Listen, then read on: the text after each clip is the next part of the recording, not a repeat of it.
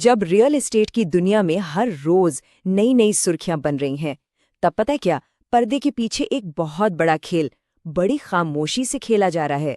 एक ऐसा दांव जो आने वाले वक्त की पूरी कहानी लिख सकता है। चलिए आज इस बड़ी पहेली को परत दर परत खोलते हैं। तो सवाल सीधा है, जब बाजार में इतनी उठापटक है तो कोई ऑफिस स्पेस में इतना बड़ा दांव आखिर लगा क्यों रहा है? देखिए, ये सिर्फ एक लेन देन नहीं है, ये बाजार के भविष्य पर एक मजबूत यकीन का सीधा सीधा संकेत है। जरा इस आंकड़े पर गौर कीजिए, 11 लाख स्क्वायर फीट। ये कोई छोटी मोटी जगह नहीं है, मतलब कई फुटबॉल मैदानों के बराबर का एरिया है। जब इतना बड़ा निवेश होता है ना, तो इसे सिर्फ एक सौदा नहीं कहते, इसे कहते हैं एक पावर प्ले। और हमें ये समझना होगा कि ये हो क्यों रहा है। तो चलिए इस कहानी के किरदारों और उनकी भूमिका को अच्छे से समझते हैं। पैसा कहाँ से आ रहा है, कौन लगा रहा है और दांव पर क्या लगा है। अब देखिए, यहाँ कहानी में एक बड़ा दिलचस्प मोड़ है। ये कोई 100% टेकओवर नहीं है। प्राइम ऑफिसेज फंड ने पुणे की प्राइम लोकेशन खराड़ी में बन रहे 10 स्टेप्स प्रोजेक्ट में 51% हिस्सेदारी ली है। बाकी की 49% केपल कॉरपोरेशन के पास है। तो ये एक सीधी खरीद नहीं, बल्कि एक बेहद सोची समझी पार्टनरशिप है।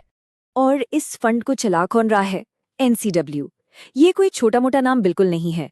ये नुवामा एसेट मैनेजमेंट और कुशमन एंड वेकफील्ड, मतलब 2 दिग्गज कंपनियों का जॉइंट वेंचर है।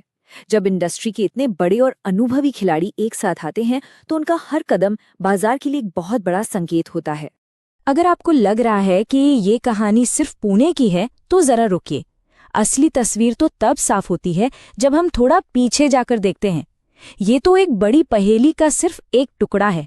यहीं से ये विश्लेषण एक इन्वेस्टिगेशन जैसा लगने लगता है, क्योंकि ये पहली बार नहीं हुआ है।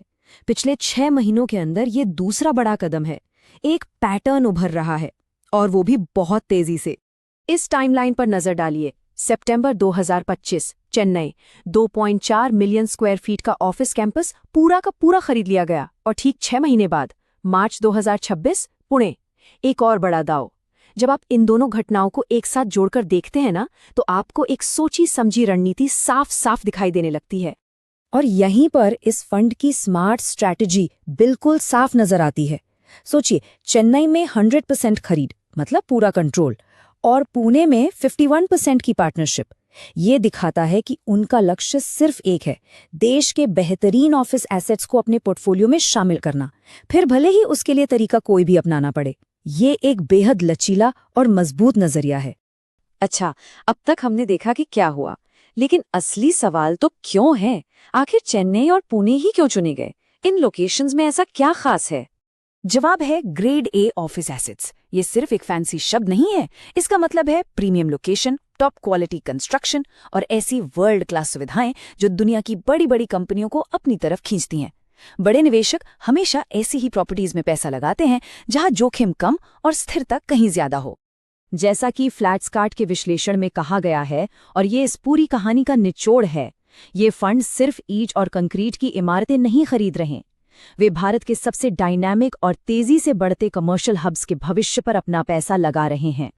तो चलिए अब इन सभी डॉट्स को कनेक्ट करते हैं और देखते हैं कि ये बड़ी तस्वीर हमें क्या बताती है।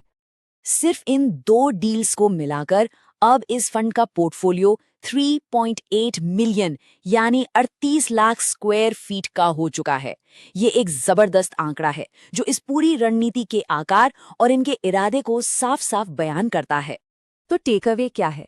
सबसे बड़ा निष्कर्ष ये है कि बड़ा और समझदार पैसा, जिसे हम स्मार्ट मनी कहते हैं, वो पूरे भरोसे के साथ भारत के ऑफिस रियल एस्टेट बाजार के भविष्य पर दांव लगा रहा है। और ये हमें आज के सबसे बड़े सवाल पर लाकर खड़ा कर देता है। क्या आज के इस अनिश्चित बाजार में grade A commercial real estate ही निवेश का सबसे सुरक्षित किला है? ये वाकई में सोचने वाली बात है। अगर आपको ये विश्लेषण पसंद आया, तो और भी ऐसी ही गहरी जानकारी के लिए फ्लैट्सकार्ट को लाइक, शेयर और सब्सक्राइब करना बिल्कुल मत भूलिएगा। एक जरूरी बात, यहाँ व्यक्त किए गए विचार रियल टाइम फ्लैट्सकार्ट डेटा और सार्वजनिक रूप से उपलब्ध रिपोर्टों पर आधारित हैं और बदलते बाजार की स्थितियों के साथ इनमें बदलाव आ सकता है।